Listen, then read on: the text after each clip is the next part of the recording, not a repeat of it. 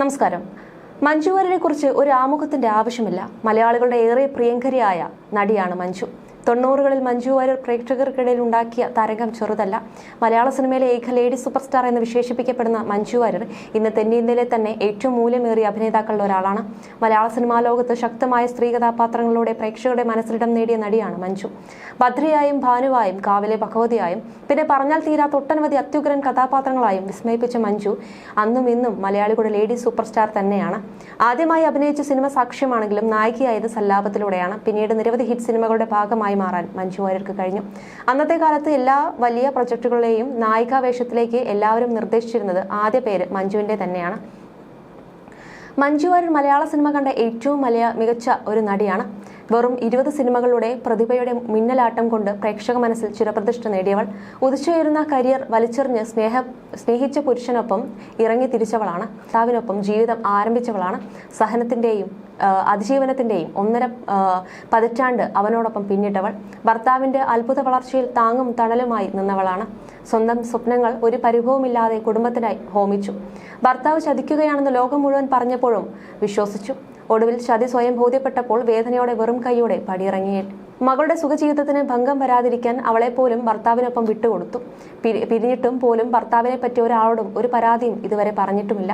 തകർന്നു പോയ ജീവിതം തിരികെ പിടിക്കാൻ ഒറ്റയ്ക്ക് അധ്വാനിക്കാൻ തയ്യാറായി. സ്വന്തം ഭാവി സുരക്ഷിതമാക്കാൻ മറ്റൊരു സ്ത്രീയുടെ ജീവിതം സ്വായത്തമാക്കാൻ തുനിയാത്തവളാണ്.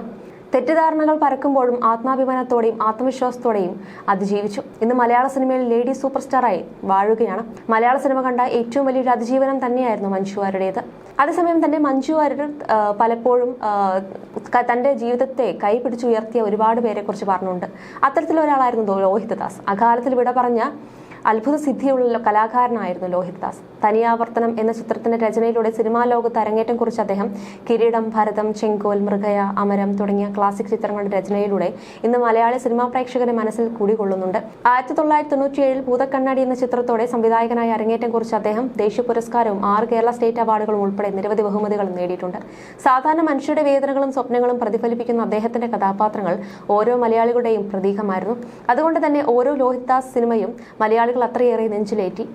സുന്ദർദാസ് എന്ന സംവിധായകന് വേണ്ടി ലോഹിദാസ് എഴുതിയ ഏക തിരക്കഥയിൽ പിറന്ന ചിത്രമായിരുന്നു സല്ലാപം.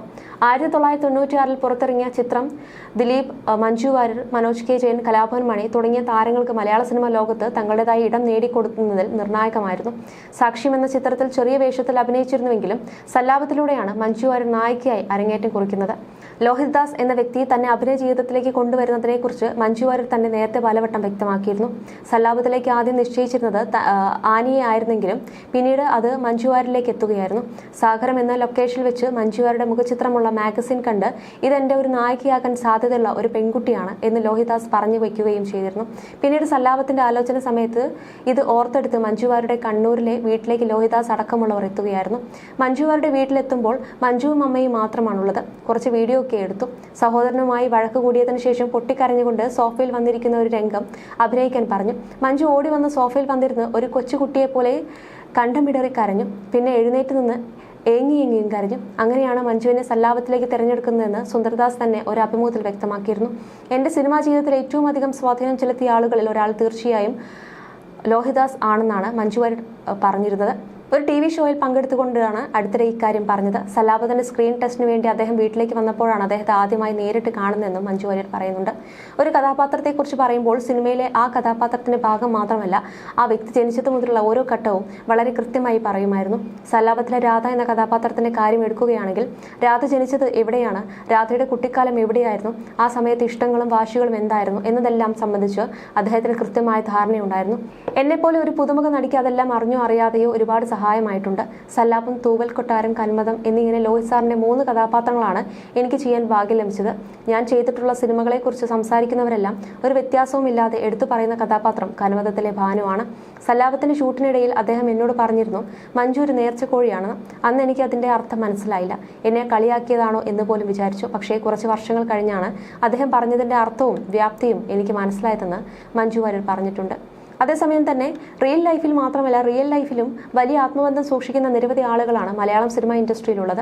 അത്തരത്തിൽ ആത്മബന്ധം സൂക്ഷിക്കുന്ന ആളുകളാണ് മഞ്ജു വാര്യർ, നടൻ കുഞ്ചു എന്നിവർ. കുഞ്ചുചേട്ടൻ എന്ന് വിളിക്കുന്നു എങ്കിലും താൻ കുഞ്ചുചേട്ടനും ഭാര്യ ശോഭ ചേച്ചിക്കും മകളെ പോലെ എന്നാണ് മഞ്ജു വാര്യർ പറയാറുള്ളത്. 2 സന്ദർഭങ്ങളിലാണ് ഇരുവരും നടത്തിയ സംഭാഷണങ്ങൾ.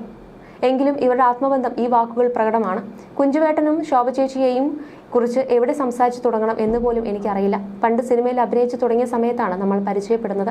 സിനിമയിൽ നിന്നും പോയപ്പോഴും തിരികെ ഞാൻ വന്നപ്പോഴുമെല്ലാം ആ സ്നേഹവും പിന്തുണയും എനിക്ക് തന്നു ഒപ്പം നിന്ന ആളുകൾ ഇപ്പോഴും അത് തുടരുന്നു.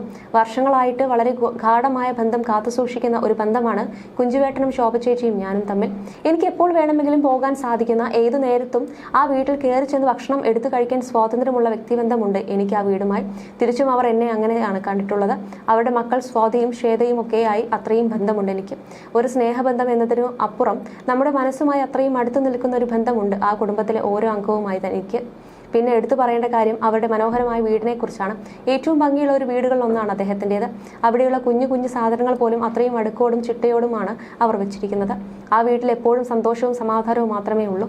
അവരുടെ സന്തോഷം എന്നും ഇതുപോലെ നിലനിർത്തണം. ആയുസ്സും ആരോഗ്യവും അവർക്ക് നൽകണം. ഇത്രയും നന്മയോടെ അവർക്ക് എന്നും ജീവിക്കാനാകണം. എനിക്ക് ദൈവത്തോട് എന്നും പ്രാർത്ഥിക്കാനും ഇത് മാത്രമാണ്. കുഞ്ചനെക്കുറിച്ച് മഞ്ജു പറഞ്ഞ വാക്കുകൾ ആണിത്. കുഞ്ചന്റെ വാക്കുകൾ മഞ്ജുക്കുട്ടിയെക്കുറിച്ച് ഞാൻ എന്ത് പറയാനാണെന്നായിരുന്നു. ലോകത്തിലുള്ള എല്ലാ ആളുകൾക്കും മഞ്ജുക്കുട്ടിയെ ജീവനാണ്. ഏത് സാഹചര്യത്തെയും മനഃശക്തിയോടെ നേരിടാനുള്ള ശക്തി ആ കുട്ടിക്ക് ദൈവം തന്നിട്ടുണ്ട്. മഞ്ജു ശരിക്കും ഒരു പോരാളിയാണ് എന്നാണ് കുഞ്ചൻ മഞ്ജുവിനെക്കുറിച്ച് പറഞ്ഞിരുന്നത്. അതേസമയം ക്യാപ്ഷൻ എഴുതുന്നതിൽ മുൻനിര നായികമാരെക്കാൾ മുൻപിലാണ് നടി Manju Warrier. Lady super star എന്ന വിളി തനിക്ക് ഭാരമാണെന്ന് ഇടയ്ക്ക് പറയാറുള്ള മഞ്ജുവിനെ പക്ഷേ അങ്ങനെയല്ലാതെ ആരാധകർക്ക് കാണാനാകില്ല. പ്രായം 46 കഴിഞ്ഞെങ്കിലും 25-കാരിയുടെ മനസ്സും ലുക്കുമാണ് മഞ്ജുവിന്. കിടൽ ലുക്കിലുള്ള ചില ചിത്രങ്ങൾ മഞ്ജു പങ്കിടുമ്പോഴാണ് മഞ്ജുവിന്റെ പ്രായം മമ്മൂക്കയെ പോലെ റിവേഴ്സ് ഗിയറിലാണല്ലോ എന്ന് ആർക്കും തോന്നിപ്പോകുന്നത്. മഞ്ജുവിനെ പോലെ അല്ലെങ്കിൽ മഞ്ജുവിന് പകരക്കാരി മറ്റൊരാൾ ഇന്ന് മലയാളം ഇൻഡസ്ട്രിയിൽ ഇല്ലെന്ന് തന്നെ പറയാം. ഇടയ്ക്ക് നവ്യ നായർ പറഞ്ഞതുപോലെ മഞ്ജു ചേച്ചിയുടെ ഈ ലുക്കും ആക്ഷനും കാണുമ്പോഴാണ് നമ്മളെയൊക്കെ എടുത്ത് കിണറ്റിൽ കളയാൻ തോന്നുന്നതെന്നാണ് ഇന്നത്തെ പുത്തൻ ചിത്രങ്ങൾ കണ്ട ആരാധകർ കമന്റുകളായി ഇടുന്നത്. പൊതുവെ നായക്കുട്ടികളെ ഇഷ്ടമുള്ള മഞ്ജുവിന് പെറ്റ്സിനോടെല്ലാം ഒരു പ്രത്യേക ഇഷ്ടമാണ്. ഇടയ്ക്ക് ഷിറ്റ്സു ബ്രീഡിൽ പെട്ട നായക്കുട്ടിക്കൊപ്പമുള്ള ചിത്രങ്ങളും വൈറലായിരുന്നു. സ്നേഹം എന്നാൽ വിശ്വസ്തതയാർന്നതും ക്ഷമയുള്ളതും എന്ത് തന്നെ സംഭവിച്ചാലും ആ സ്നേഹം നിലനിൽക്കുന്നതുമാണെന്ന് അവർ ഞങ്ങളെ പഠിപ്പിക്കും. ലാബ് ഇനത്തിൽപ്പെട്ട ഒരു ക്യൂട്ട് നായക്കുട്ടിക്കൊപ്പമുള്ള ചിത്രങ്ങൾ പങ്കുവെച്ചുകൊണ്ട് മഞ്ജു കുറിച്ചിരുന്നു. ഈ ചിത്രങ്ങളെല്ലാം തന്നെ വളരെ പെട്ടെന്ന് വൈറലായിരുന്നു. സിംപ്ലിസിറ്റിയുടെ പര്യായമായിട്ടാണ് മഞ്ജു വാര്യർ അറിയപ്പെടുന്നത്. ആദ്യ സിനിമയിലൂടെ നായിക പദവി അലങ്കരിച്ച മഞ്ജു ഇൻഡസ്ട്രിയിൽ തന്റേതായ സ്ഥാനം നേടിയെടുക്കുന്നത് വളരെ ചുരുങ്ങിയ കാലത്തിനുള്ളിലായിരുന്നു. തിരക്കുകളിൽ നിന്നും തിരക്കിലേക്ക് കുതിക്കുമ്പോഴും പ്രശസ്തിയുടെ കൊടുമുടിയിൽ നിൽക്കുമ്പോഴും മഞ്ജു സിമ്പിളാണ്, പവർഫുള്ളും. ജീവിതത്തിൽ സ്വന്തം ആയതൊക്കെ നഷ്ടപ്പെട്ടുകൊണ്ട് പൂജ്യത്തിൽ നിന്നും തുടങ്ങിയ സമയത്തും മഞ്ജു പരാതിയോ പരിഭവവും ഒന്നും വ്യക്തമാക്കിയിട്ടില്ല. ആരെയും പഴിചാരുകയും ഒന്നും ചെയ്യാറില്ല. മകൾ അച്ഛനൊപ്പം പോയപ്പോഴും ഇപ്പോഴും കുറ്റപ്പെടുത്തുന്നവർ നിരവധിയാണ്. എങ്കിലും ഒരു നേർത്ത ചിരിയിൽ മഞ്ജു എല്ലാ കാര്യങ്ങളും മനസ്സിലൊതുക്കും. മലയാളത്തിന് പുറമെ അന്യഭാഷ ചിത്രങ്ങളിലും മഞ്ജു തന്റെ സ്ഥാനം ഉറപ്പിച്ചു കഴിഞ്ഞു. വമ്പൻ താരനിരയ്ക്കൊപ്പം എത്തിയ എമ്പുരാനിൽ മഞ്ജുവിന്റെ കഥാപാത്രം ഏറെ ശ്രദ്ധിക്കപ്പെട്ടിരുന്നു. എമ്പുരാന് പുറമെ മഞ്ജുവാരുടെ ഫൂട്ടേജ് എന്ന ചിത്രവും ശ്രദ്ധിക്കപ്പെട്ടിരുന്നു. 2024 ഓഗസ്റ്റ് 3 ചിത്രം പുറത്തിറങ്ങിയത്. 2 വർഷം തുടർച്ചയായി സംസ്ഥാന സ്കൂൾ യുവജനോത്സവത്തിൽ കലാതിലക പട്ടം അണിഞ്ഞിട്ടുള്ള മഞ്ജു വാര്യർ 1995 പുറത്തിറങ്ങിയ സാക്ഷ്യം എന്ന ചിത്രത്തിലൂടെയാണ് ആദ്യമായി അഭിനയിച്ചത്. തന്റെ 18ാമത്തെ വയസ്സിൽ സല്ലാപം എന്ന ചിത്രത്തിലൂടെയാണ് നായികാപട്ടം അലങ്കരിച്ചത്.